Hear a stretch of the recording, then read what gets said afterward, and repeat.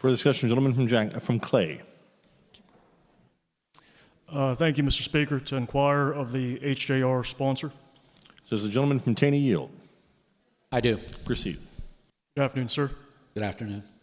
There's been a lot of emotional lines of questioning. I want to take emotion out of it and try to have a line of questioning, evidence-based and data-based, if that's okay. Sure.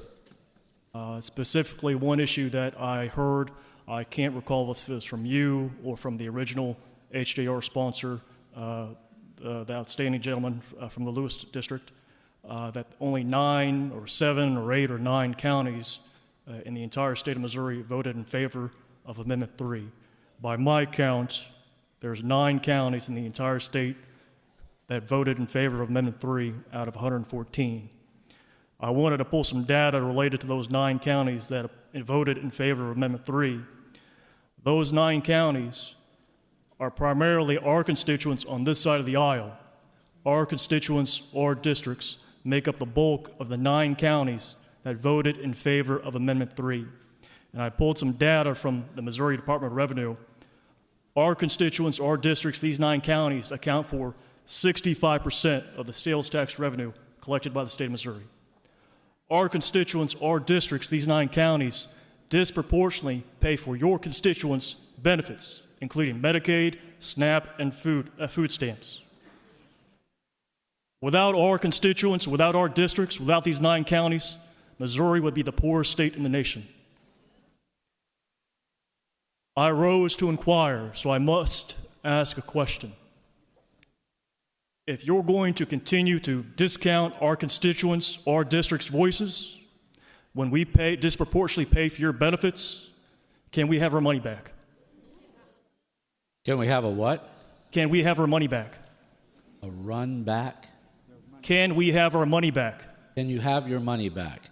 I think once again, as we said from the initial presentation of this HJR, this is going to the people so that the people can make a decision about the direction of the state and whether or not the state of Missouri represents a culture of life. I think the people, even in your districts, will see this legislation, including the exemptions, as to align themselves with the belief that they actually have.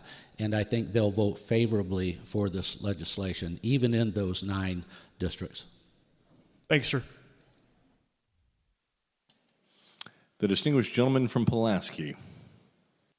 Thank you, Mr. Speaker, to speak on the bill. Proceed, gentlemen. Mr. Speaker, last year we had the Amendment 3 debate in our districts, and many of you did and made our positions where we were. And in my district, I argued vociferously against Amendment 3. Tried to put up signs, I did town halls, I did debates, and everywhere I went, I said that my conscience and my beliefs about what was right and wrong believes that this should not be in our Constitution. And everywhere I went, I said, even if it does pass, because it's such a core belief that I believe in, I'll fight to repeal it. I'll fight to take out what I think should not be in the Constitution and replace it, which I think we should uphold, which is a principle and a value of life. So I did that to the utmost of my ability, but my district still voted to approve Amendment 3 at the end of the day. However, at the same time, my district voted to re-elect me by 71%, knowing that that was a central position, and knowing that I even said at many town halls, I'm willing to lose my seat, even if it costs me votes, in order to fight against Amendment 3. So I got elected, and I'm back here now, and if I ask the question, what do I do? What do I do with this choice that I'm presented, where I have this contradiction between what the voters voted on and what I said that I would uphold no matter what if I were elected? And so what I'm left to do is do what I truly believe in. And I want to describe what I believe in, first of all, as something I believe in math and logic. And here's a principle in mathematics and logic, that if A equals B and B equals C, then A equals C. It's called the transitive property of equality. It means if one thing's equal to something else, and that's equal to something else, they're all equal. And why is that relevant to what we're talking about? Because if any human life at all is worth protecting, is valuable, means something, is not just nothing in a nihilistic universe, if any of our lives matter, then all of our lives matter. Or the other possibility is none of our lives matter. Logically speaking, there are just 2 things that could exist. Either none of our lives are important, none of our lives are worth protecting, or every single life is worth protecting.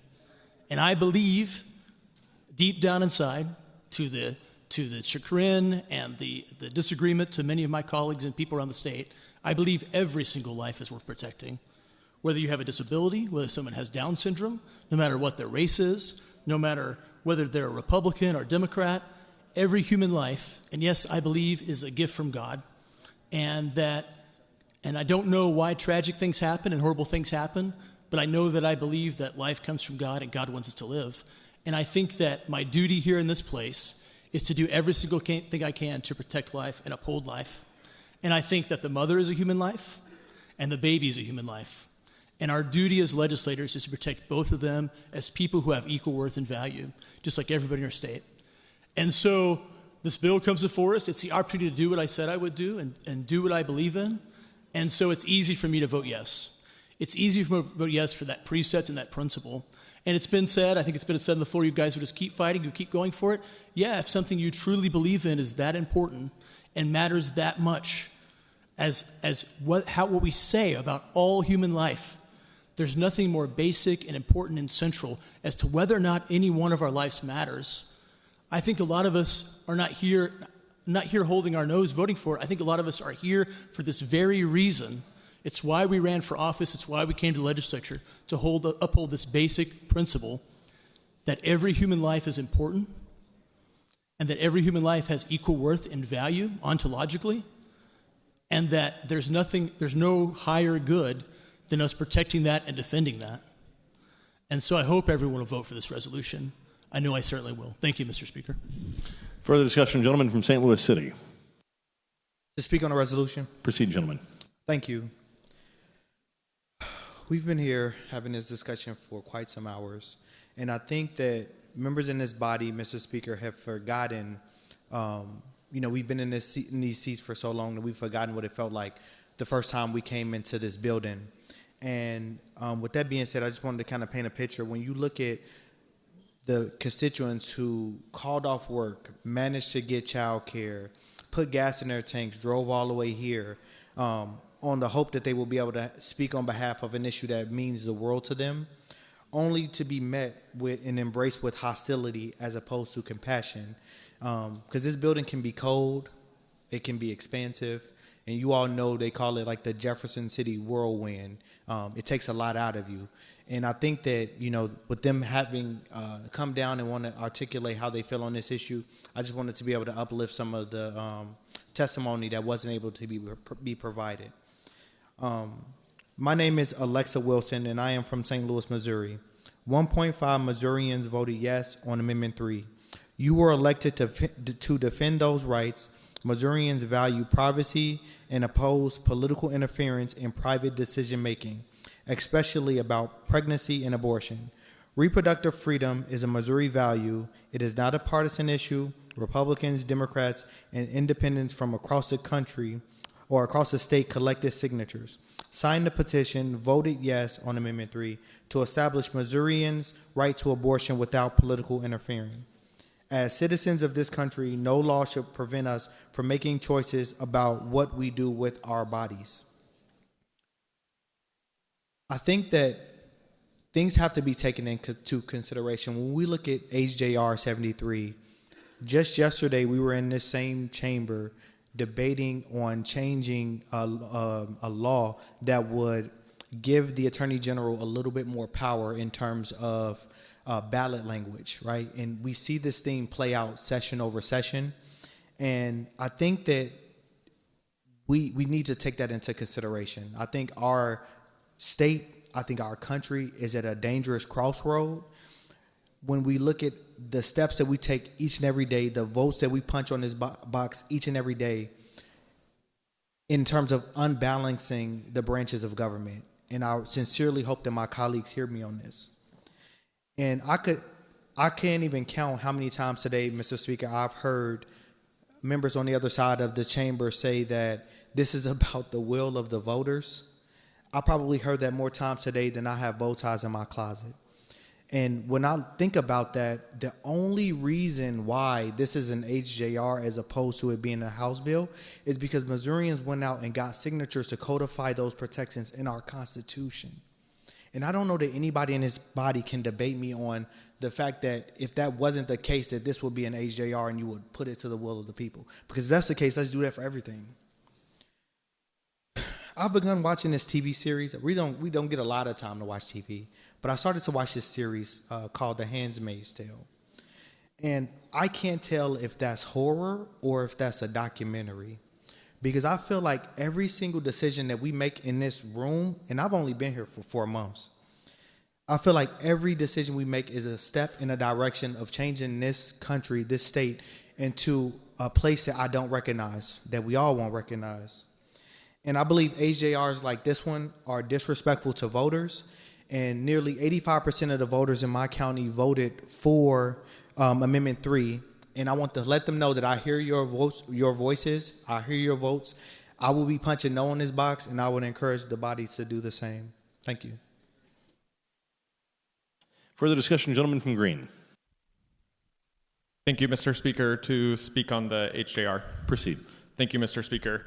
Been standing at this microphone for 3 hours. I'm sure that you know that.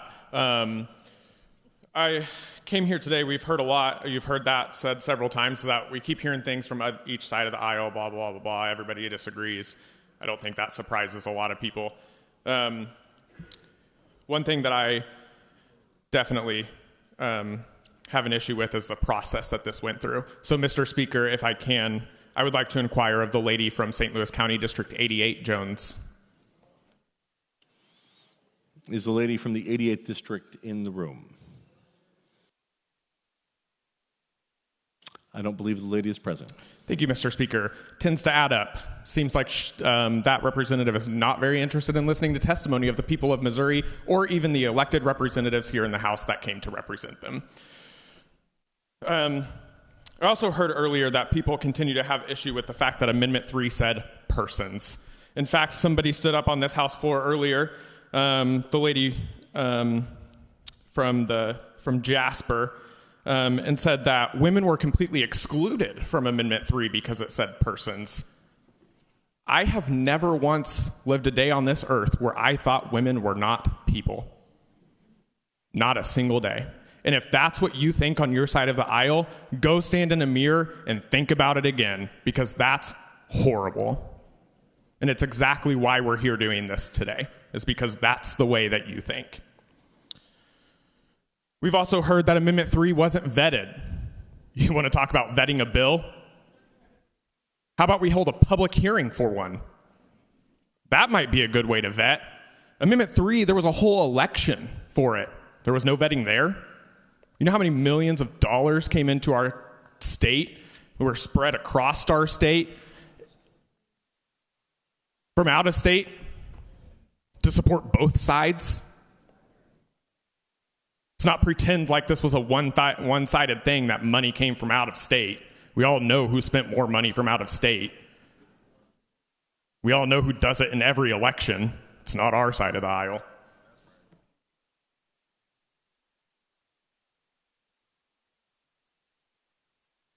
I was just informed of something, to inquire of the lady from District 88. Does the lady from the 88th district yield? Absolutely, I do. Proceed. Thank you, Mr. Speaker. Lady, I just want to clarify. These questions came to you a little bit ago from the Clemens District. So just to clarify, during the Committee on Children's and Family for HJR 73, you allowed 5 people from each side to give testimony, correct? Correct. Thank you. Did you have 5 people from each side give testimony? 4 from in favor and 5 in opposition. Okay, thank you. And then after that, the instructions were that they could come up, give their name, state whether they were in opposition or support, correct? Correct. Okay. Thank you, lady. To speak on the bill. Proceed. Thank you. I'd like to read from our House Rules Manual here. It's rule number 27, specifically regarding committee hearings. If you want to look at it for yourself, I'm going to be reading off of page 32. There is a line in here that says, in the discretion of the committee chair, the length of time allowed one speaker or questioner may be limited. What was done in that committee, Mr. Speaker, was not a limitation on time, it was a limitation on speech. We did not tell these people that traveled to this state that they had 1 minute, that they had 2 minutes. We didn't even tell them they had 1 second. We told them what they were allowed or not allowed to say. And that is not freedom of speech. We also heard Chairwoman say that the actions of the few affect the many. I'd like to remind everybody here that what we're doing today, she actually said the opposite of that. She said the actions of the many affect the few. But I'd like to remind you today that there's only 162 of us because one of our seats are unfilled. And I would have to tell you today that the actions of the few are definitely affecting the actions of the many whenever it comes to something like this.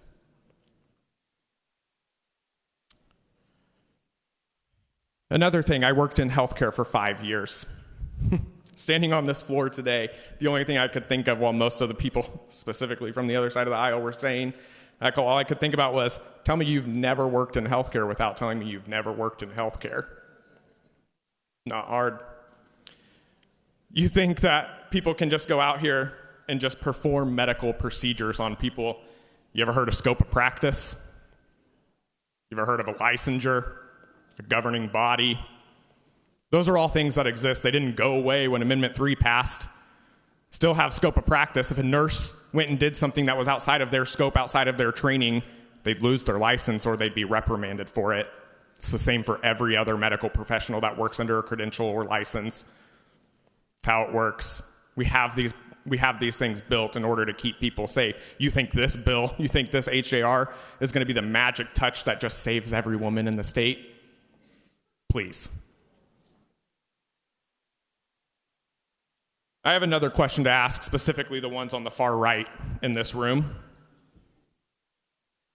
Because I find it interesting that we continue to do this, and we're probably going to continue to do this because you all just continue to lose. And if you think that you're going to win this one, I'll tell you that the only reason you're going to win is because you fast-tracked SB 22 off this floor so you could lie on the ballot. You know you can't do it by telling the truth. You know you have to lie to the people of Missouri. You know you have to withdraw information. As the gentleman from the Boyko district said earlier, there's nothing on the ballot language that politicians wrote that talks about limiting the access to abortion. It's lying. And so for the people on the far right, is a child that's caused by rape worth less than a child that isn't caused by rape? Is a child that's caused by incest worth less than a child that's not caused by incest? Is a child with a fetal abnormality worth less to you than a child without that fetal abnormality? Because that's what you're going to do. You push a green button on this right now, what you're telling everybody in your district is that you don't care about those babies. Those babies aren't as important to you. And so I just remind you to remember that. When you hit this green button, you're not protecting women and saying, well, we're going to stop abortions. What you're doing is you're saying, no, we're going to allow abortions, but only for the ones that I think less than of.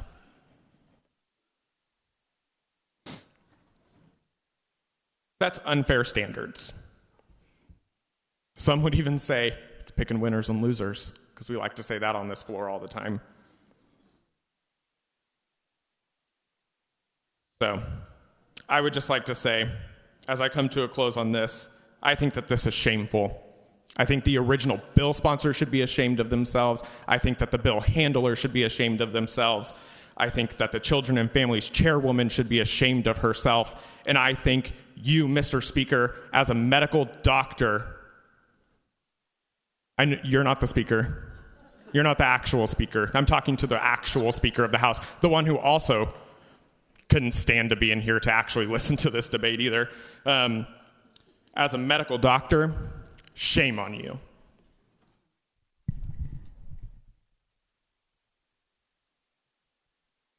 Lady from St. Louis County. Thank you, Mr. Speaker. To inquire of the lady from District 88. Does the lady from St. Louis County yield? I do. Proceed. Hello, lady. Hi, lady. I wasn't going to say anything, but after the committee hearing that night, I was a lot emotional. Agreed. And you came to me and you wanted to have a conversation. Not that night, no. The next day. The next day, yes, ma'am. Are you open for that conversation now? Of course. So we went to the side. We did. And we began to talk. Then the bell rang, but we were talking about my emotions and the reason why I felt how I felt. I didn't get a chance to tell you the reason why I felt how I felt. It's because I felt what the people felt in that room. We're saying the same things over and over again in here that people didn't understand what they were voting for prior, so this is why this resolution was brought about. But as I said in watching the committee, I became very emotional because as I'm hearing about different districts and, different representatives, and I'm doing this for the people, everything we do is for the people of Missouri. Those people in that room, they weren't from my district. I didn't know them, but I felt them. I also felt them. I felt them. I felt their pain. Me too. I felt their want, and I felt their need. And I felt like they felt. Then I felt like this every day up in here. I don't regret being here. Neither do I. I'm honored to be here. Agreed. But what I do feel is I feel neglected. I feel disrespected. We say we're friends and we're all working here together collectively. A lot of times we push a more yes over here for your bills because our bills aren't even brought to the floor unless they're entangled with some of your bills. And some of the freshmen don't even know your bills might be brought to the floor, but it's just a scam, if you ask me, a practice. Lady, I don't have any control over that. I know you don't, but I'm just telling you about feelings and how people feel. They feel a certain way about this whole topic. And so this is how, when we're fighting for individuals' rights and their wants, we're going to fight to the bitter end. Because it's not just about that today, yeah. But it's not just about what our community wants. It's about what individuals want, what individuals take their time to come here and drive to speak about. When you get in your motor vehicle and come to Jefferson City and speak on a topic, it has to be something very important to you. You can easily do that online, but if you get in your car and come and sit down in a committee and fill up a room, that's a hot topic. I 100% agree with you. And so when people went to vote for the Amendment 3, it's because they did that. They felt that in their hearts that that's what they wanted. They needed, they understood. They didn't need people coming back saying that they were misunderstood, they couldn't read. And that stuff hurts. It hurts that we're going over and over and over with this. It really does. I understand. I think there's a lot of hurt regarding this topic all around. Absolutely there is. I heard one of the representatives say that the people in their community voted for Amendment 3 and vote against it. But they were elected and they were standing on something that they were going to stand on, and I understand that. But if you lost, let it be. And I usually don't get up and say a lot about anything unless it's something very, very important. I wasn't going to say anything on this topic because I felt like I've said enough. Well, I'm glad you did. And I wanted to explain to you in the open how passionate I am about my work, just as passionate as you guys are about your work. And my work is for the will of the people. And the will of the people spoke some time ago. And we don't have to keep trying to undo the will of the people, because that hurts. And when the will of the people hurt, I hurt. It don't have to be the people of just the 66. It's the people of the state of Missouri. And we need to start listening. The reason why we put things on the ballot is because people can take a vote. And once that's done, it's done. Period. But we need to stop this. And we can, if we're all in this together, let's put our heads together and do something sensible for a change and stop this infighting on the floor about something that's already been resolved. And you all could be the bigger person by starting right now. Vote no on this resolution. My friends on that side, we agree with you all on a lot of stuff, but we don't agree with this. Vote no. Thank you, Mr. Speaker. Further discussion, lady from Platte. Thank you, Mr. Speaker, to speak on the resolution. Proceed, lady. All right, so I'm just going to start by saying I am genuinely tired about talking about my rape so publicly, but here we are again, forcing the conversation, forcing me and my colleagues to be a voice for women who are victimized across the state. So here we go.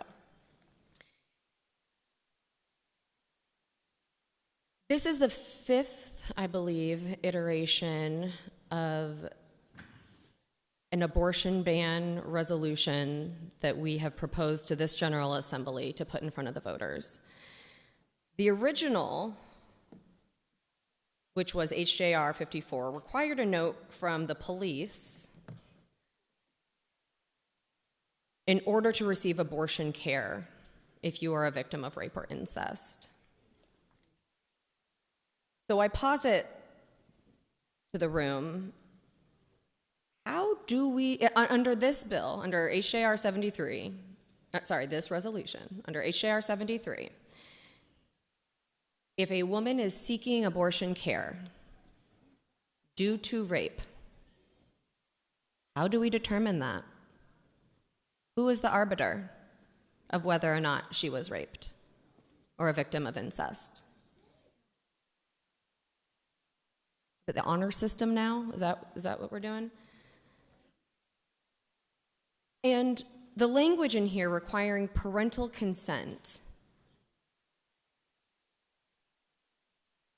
I ask you to put yourself in the shoes of an 11-year-old who's being raped by her father every night, and ask yourself,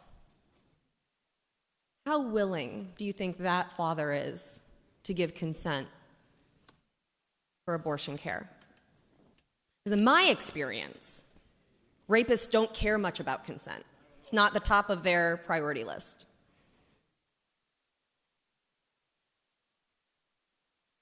We've heard a lot today from folks who weren't heard this week as they tried to give testimony of their own experiences and their own, last week, of their own experiences and how abortion has affected their lives, whether it's access or lack of access. And I want to tell a story from one of my constituents, a woman named Tara who is so brave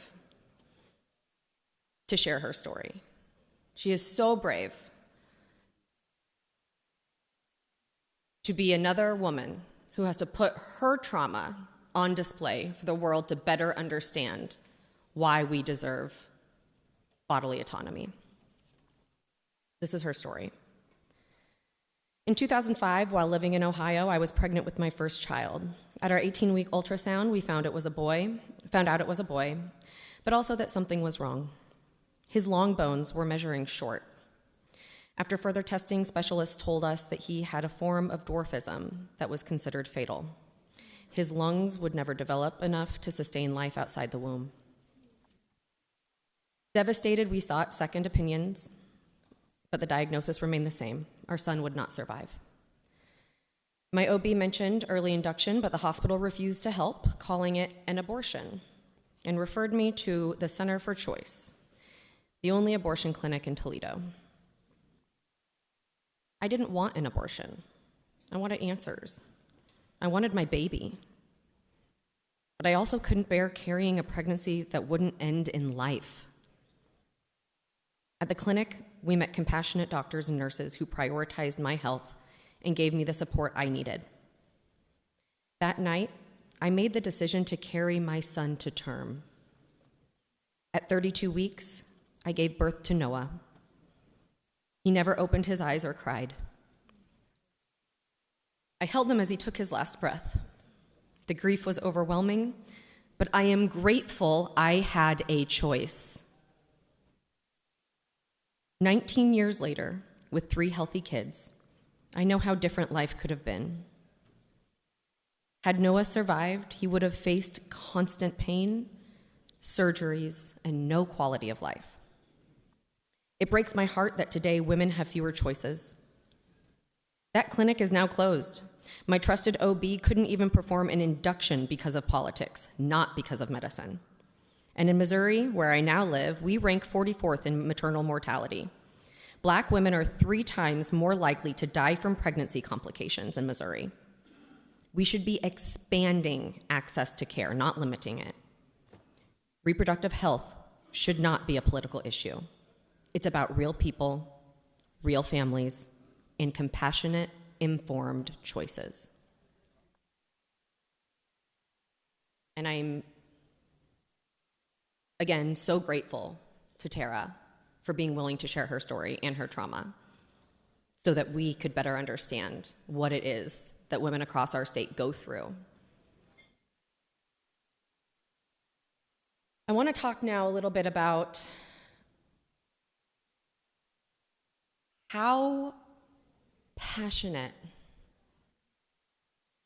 the Republican conference is about overturning Amendment 3 and instituting yet another abortion ban in our state. Did you know that Amendment 3 won in a majority of House districts? 84 out of 163 House districts voted for Amendment 3. There are 7 Republicans in this body who won by a smaller margin than Amendment 3 passed by. Mr. Speaker, if I can inquire of the gentleman from the 12th district. Does the gentleman from the 12th yield? The 12th. The gentleman from the 12th is not in the room. All right. Well, the gentleman from 12th won with a 50.4%, but Amendment 3 passed by nearly 60% in his district. Can I inquire from the gentleman from the 17th district? The gentleman from the 17th. Not Interesting. in the room. All right. Well, that gentleman won with 51.8%, and Amendment 3 also passed by nearly 60% in his district. Can I inquire of the gentleman from the 105th district? Is the gentleman from the 105th present? Also not present. Perfect. Well, the gentleman from the 105th won with 52.9% of the vote, but Amendment 3 passed with over 55% support in his district. Gentleman from the 30th district won by 53.9%. Amendment 3 passed by more than 60%. Can I inquire of the gentleman from the 101st district? Is the gentleman from the 101st present? Also not present. Of course. All right. Well, the gentleman from the 101st, he won his district with 54.6% of the vote, while Amendment 3 passed by 60%. Can I inquire of the gentleman from the 96th district? Is the gentleman from 96 present? Excellent. Okay. Well, 55.2%. That's how much he won by, and Amendment 3 passed by over 60%. And finally, can I inquire of the gentleman from the 16th district? Is the gentleman from the 16th present? Also not present. All right, then. Well, the gentleman from the 16th won by 55.7%, and Amendment 3 passed by nearly 60%. So I would implore these folks who I was just inquired of to answer the question of which one of you is going to be brave and bold today and actually stand up for the will of your constituents. But they're not here, so I can't ask. We heard from the gentleman from Pulaski earlier, who proudly said he was going to support this, despite the fact that his district voted to support Amendment 3. And he won by 71.5%. In fact, he is the Republican who won by the largest margin, but whose district also passed Amendment 3. Not just folks in tight districts.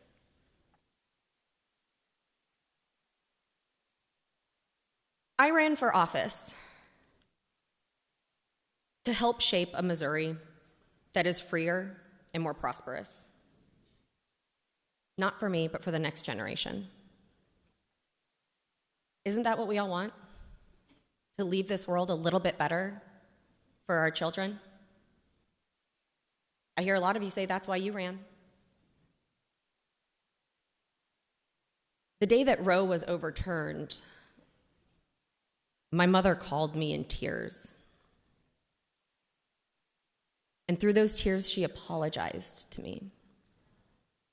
This is a woman who spent her college career not only focusing on her academics, but having come from a world of injustice and poverty herself, she spent her extra time as a clinic escort at Planned Parenthood. Because she'd heard the stories of the women who had tried to receive abortion care before Roe. She saw what lack of education and lack of healthcare access looked like in her own family. She apologized to me that day because she felt that her generation had failed mine by not protecting our fundamental rights to bodily autonomy. And it broke my heart. In November, I was so grateful to the Missourians who worked so hard, not only to get this measure on the ballot, but to get it passed here in Missouri, a deep red state. Not for me, but for the next generation. And today, I cry. And I'm going to cry again. Because when this passes,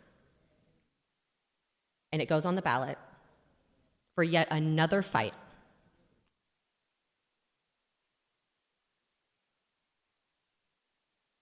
my stepdaughter will once again witness another battle that we have to fight for our own bodily autonomy. And she deserves better. And I know I'm not changing minds today. I know that.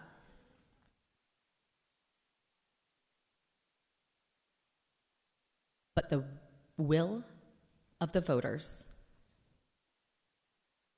should be more important to the people in this room than anything else. If you think they made a mistake for supporting Amendment 3, how can you think that they didn't make a mistake when they voted for you? Thank you, Mr. Speaker. Gentleman from Newton. Thank you, Mr. Speaker. To speak on the bill. Proceed, gentlemen. Thank you, Mr. Speaker.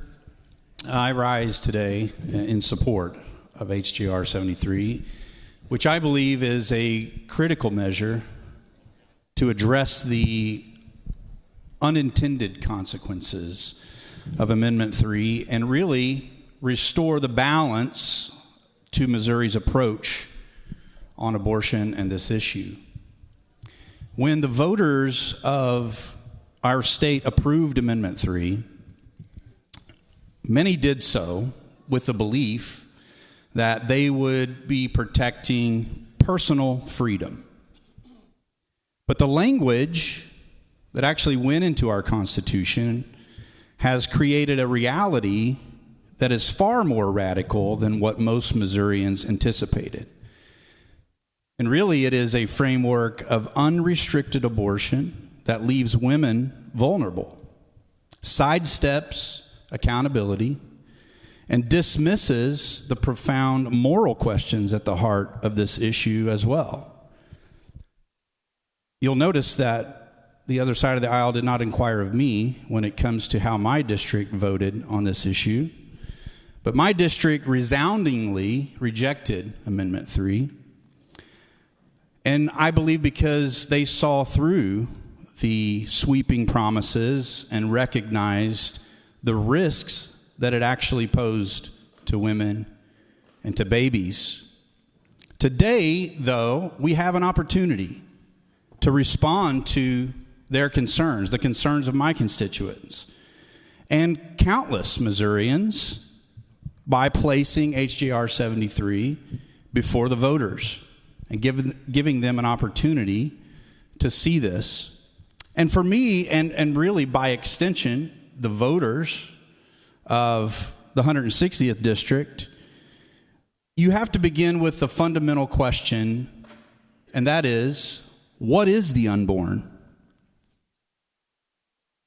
The science of embryology really provides a clear answer to that question. And that is, from the moment of conception, the unborn is a distinct human being possessing its own unique DNA, developing rapidly toward the fullness of life that we all recognize. I have a granddaughter that's in this stage of development right now that should arrive sometime in July of this year. I'm really excited about that. So this is not a matter of opinion, but it's a biological fact. And if we accept that the unborn is a human being, and the evidence compels us to do so, then we as legislators, we bear a solemn responsibility to protect that life. And just as we safeguard the rights of every person in this room and every person in this state, we must extend the same dignity to the most vulnerable among us. To do otherwise is to deny the very principles of equality and justice that guide our work in this building. This bill, proposal, HJR 73, is not a blanket prohibition, but a reasoned response to the excesses and the unintended consequences of Amendment 3.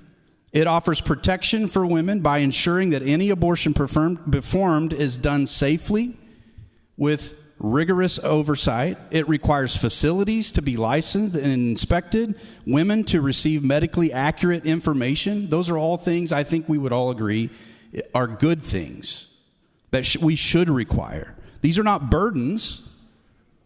They're safeguards against malpractice and exploitation, ensuring that women are treated with care and respect that they deserve. No one wants to see us return to unsafe conditions or unchecked providers operating without any accountability. So this resolution also includes compassionate exceptions, recognizing the complexities of life. It allows abortions in cases of medical emergency, fetal anomaly, rape, or incest, ensuring that women facing these unimaginable circumstances are not abandoned.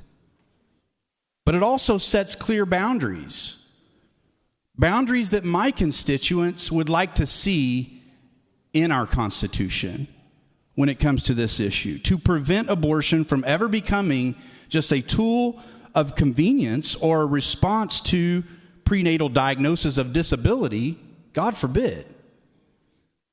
But by limiting abortions in cases of rape or incest to the first 12 weeks, it strikes a balance that honors both compassion and the sanctity of life. Finally, HJR 73 protects parental rights.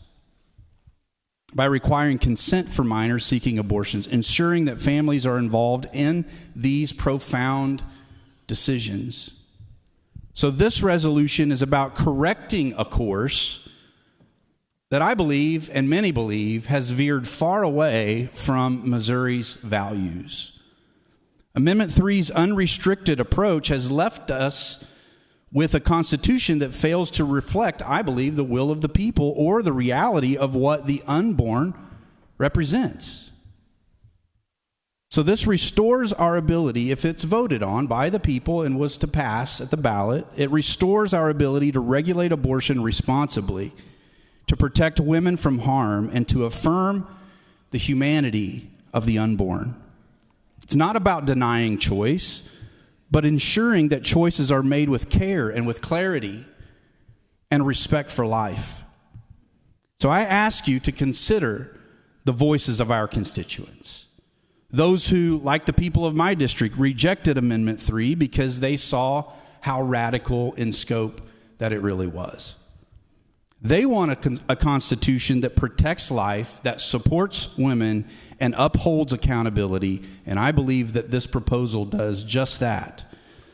So let us do this. Let us place this resolution on the ballot and trust the voters of Missouri to decide. The responsibility to protect human life rests with us, and we must not shy away from it, Mr. Speaker. So I urge the body to join me in supporting this resolution, and I appreciate your time. Thank you, Mr. Speaker. Further conversation? A lady from St. Louis County. Thank you, Mr. Speaker. To comment on the House Joint Resolution, please. Proceed. Thank you, Mr. Speaker. There's been a little bit of chatter that my absence on the floor really hurt the feelings of the representative from the Dean District, so I want to personally apologize to him and anyone else that was offended by my absence. Both Representative Prouty and I had a semi-emergency with a department that we were attending to, so I apologize to the representative for him having to call on me more than once. Mr. Speaker, I also want to address the committee hearing the other night for one last time, if you'll indulge me. As committee chairs, we are tasked with the responsibility of keeping order in the room, therefore also the safety and making sure that people are heard in an orderly manner. And that's what happened. Several different times people were asked to stop speaking out, stop yelling out, stop making comments that it was not their turn to speak. And I made decisions that were, with the information that I had, that felt right to me in the moment. I stand by my decision. And as we've seen, you can do everything right. Every other hearing I've had, I'm praised by the other side, and they enjoy the committee so much, and they love how it's run. You do one thing that's not exactly how they think it should be, and you're chastised. So I do apologize that not everyone got to speak, but only in the fact that there were some in that room that truly deserved to. A planned protest is not to be had in a hearing room, and so I would do it again the exact same way. So thank you for letting me speak on that. I could not state it better, though, than what the gentleman from the Baker District explained. We have a responsibility to our citizens, and never have you ever heard me say that the voters do not know what they voted on. What I have said is that the unintended consequences of Amendment 3 are greater than what we had anticipated. And so, Mr. Speaker, I ask the body to understand that a lot of work went into this, and many, many people were involved in these decisions. And the citizens were heard. You heard that in my testimony earlier. But I ask the body to understand what we're trying to do and to support House Joint Resolution 73. Thank you, Mr. Speaker. Further conversation, seeing none. Gentleman from Taney, you recognize to close. Thank you, Mr. Speaker. I renew my motion. The gentleman from Taney has renewed his motion that House Committee Substitute for House Joint Resolution 73 be adopted.